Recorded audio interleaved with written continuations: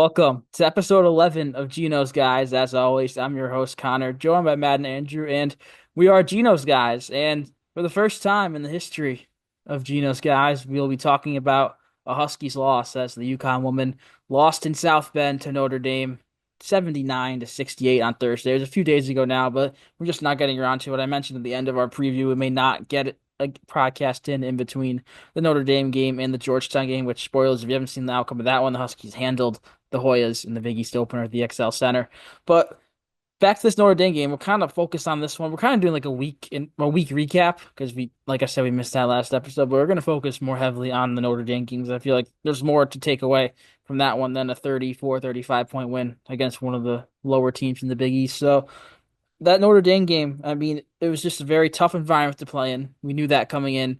What was your guys' overall reactions to that? Because we knew there was certainly a realistic shot we'd lose that game. Notre Dame was ranked as high as third, I believe, or at least in the top five earlier this season before falling. We are obviously ranked second. We're undefeated at the time, but third straight year losing to the Fighting Irish.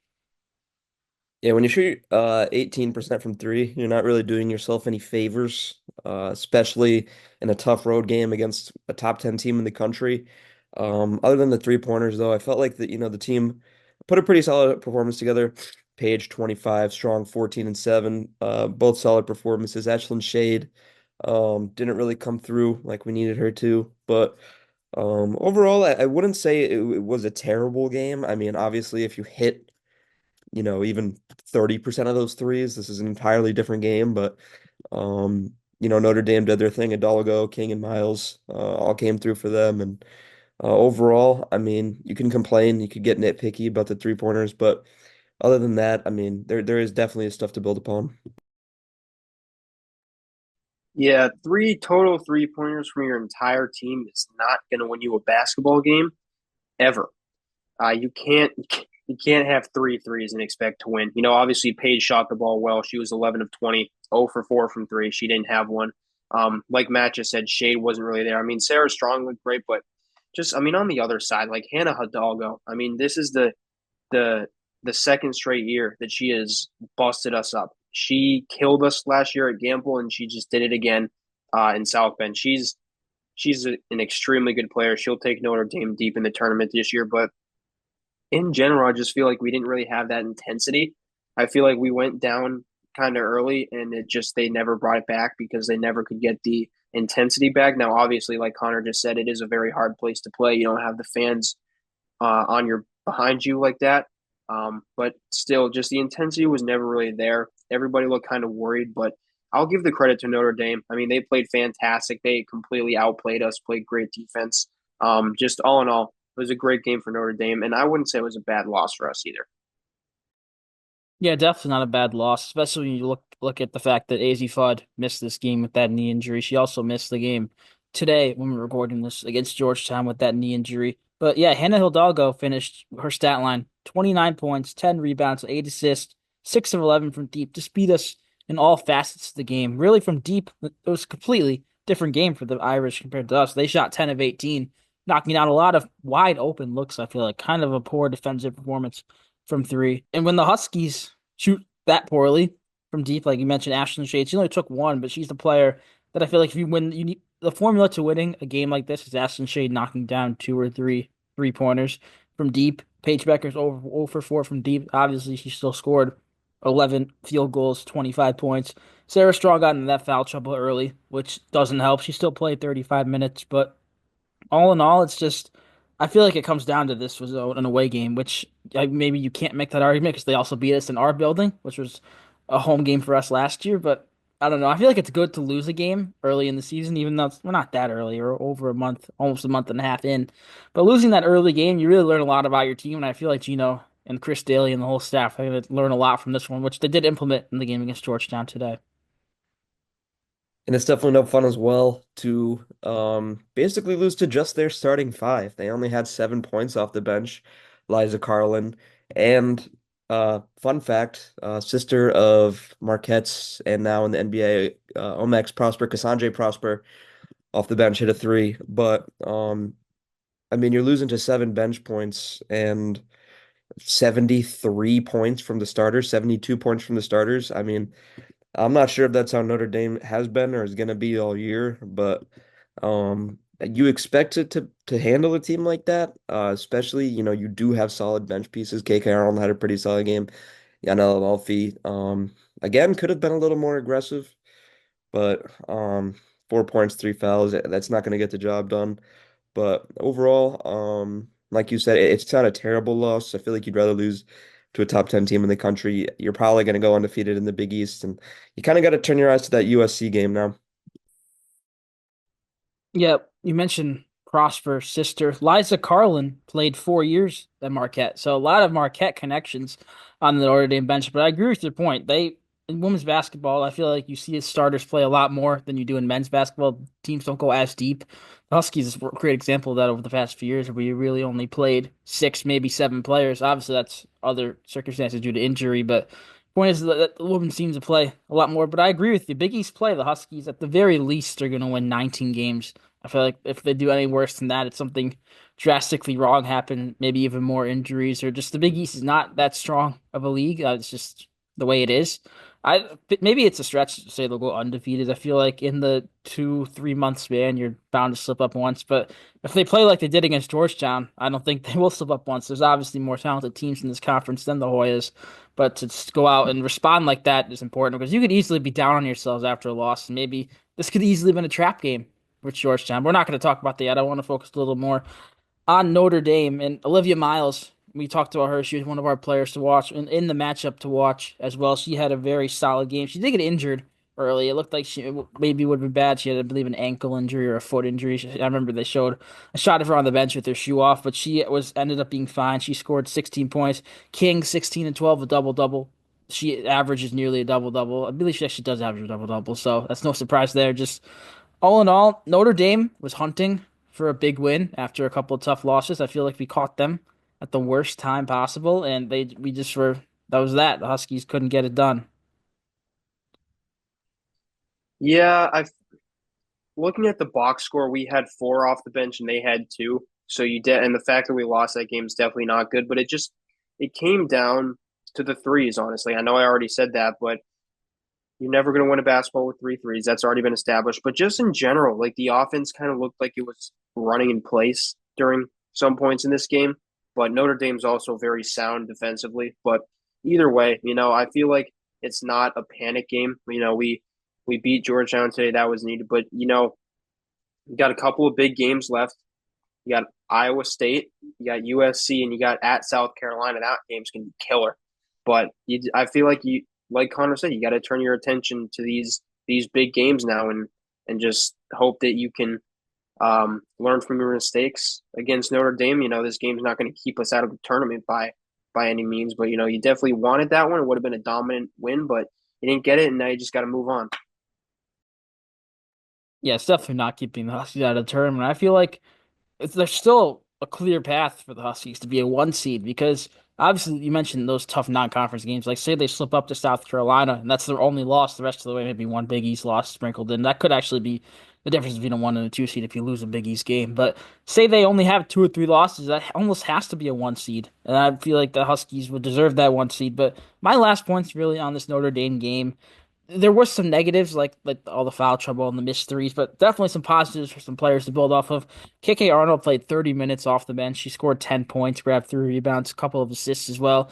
She looked like she belonged out there, maybe more so than a player like Ashton Shade, who went scoreless 0 for 5 from the field.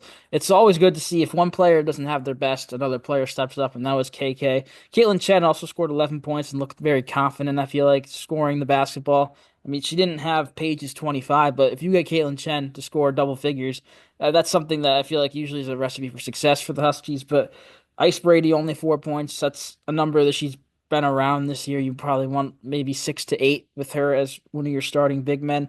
I mentioned Morgan Shelley was my player to watch. She only played 5 minutes in this one, grabbed 2 rebounds. That was all. Geno Alfie is someone I thought that would maybe step it up a little bit in this big game. She only played 15 minutes, even with the Sarah Strong foul trouble.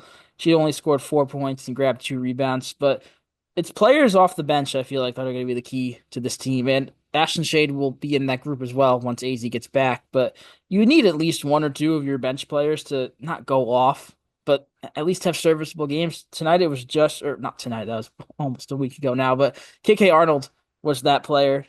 No one else really stepped up after that, and that's one of the main reasons that the Huskies lost this game. Sure, you can make the argument Notre Dame didn't get much off their bench, but I don't know. It's just I feel like I'm talking in circles here. But all in all, the Huskies, it was a tough loss. It's a loss that you can learn a lot from, and a loss that's not the end of the world. Moving on now, assuming you guys nothing more to talk about this Notre Dame game. We'll talk quickly about this Georgetown game that happened earlier this afternoon. Official final score, as I kind of guessed the margin. I look quickly, pulling it up right now. It's 79-44, so a 35-point win for the Huskies. It was never close. The Hoyas now 6-5 on the season, so they're around a 500 team. A game the Huskies we all knew they'd win going in. And this game, that's Georgetown. Paige Beckers, 24 points. That's after her 25 she had against Notre Dame. So she's really stepped it up over the past few games after kind of struggling a little bit, especially looking at that game at Barclays Center against Louisville. She didn't have her best performance. Sarah Strong, 17, 14, and 5.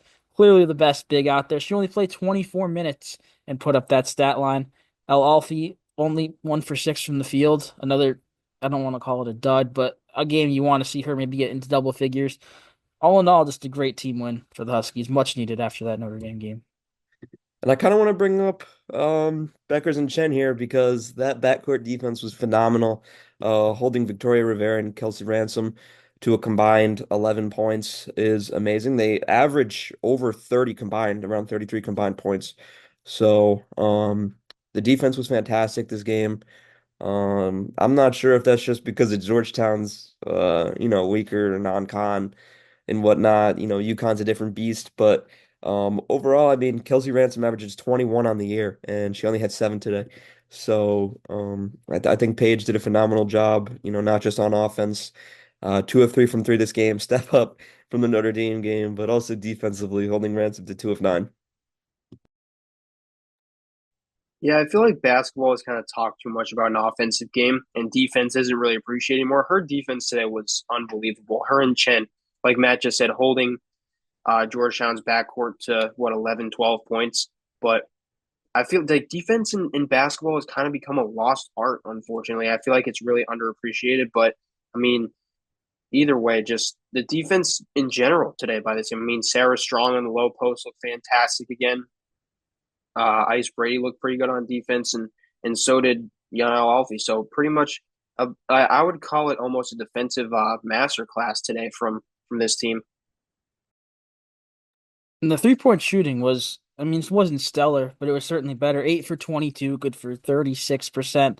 Much better than those 3 that they made. Paige hit 2. I'll just break it down. Sarah Strong went 1 for 5 after making 2 of our 3 in that Notre Dame game. Shade hit a 3. Chen hit a 3. Morgan Shelley and Ali Zeibel off the bench each hit threes. And then KK Arnold hit a 3. So really sharing the wealth there from deep. Obviously a recipe for success. And Georgetown, I was just looking up the Big East preseason poll because I don't have it memorized like I kind of do with the men's, but they were picked fifth, Georgetown. So I mean, they're no slouch. I mean, if you're picked fifth, you finish fifth in the Big East, you get a bye to the quarterfinals in the Big East tournament. So to beat a team like that by 35, it shows a lot. It shows a lot about where UConn is and shows a lot about where the conference is as a whole because that's a Georgetown team. If they're the 5 seed, you'd see them in the semifinals if they were advanced. So if you beat that team by 35, I don't know. It's a whole discussion because UConn's just in a league of their own in the Big East compared to all the other teams. So it's not a discussion that's worth getting into now.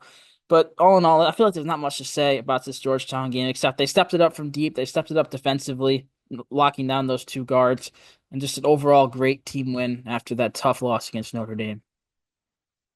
You guys got anything else? I know I was very quick with the Georgetown game, just kind of flying through the box score. If you guys got nothing else, I think that'll do it here for episode 11. There's a big game coming up against Iowa State, which I guess, you know what? I said we're done. We'll talk about that real quick. You guys got any thoughts on that matchup? We're not going to do a formal preview, but obviously the big ticket is Audi Crooks. Big ticket in more ways than one. I mean, Sarah Strong's gonna have to be perfect. That's what it comes down to here. She's gonna have to be perfect against her. This is the Hall of Fame showcase at Mohegan Sun, I believe. So it will be a UConn crowd for sure. I have no idea how far away that is from stores. Probably like 40 minutes or something. But this will be a UConn crowd. Iowa State's 18 in the country right now. It'll change. This game's on Tuesday. The AP poll will come out tomorrow.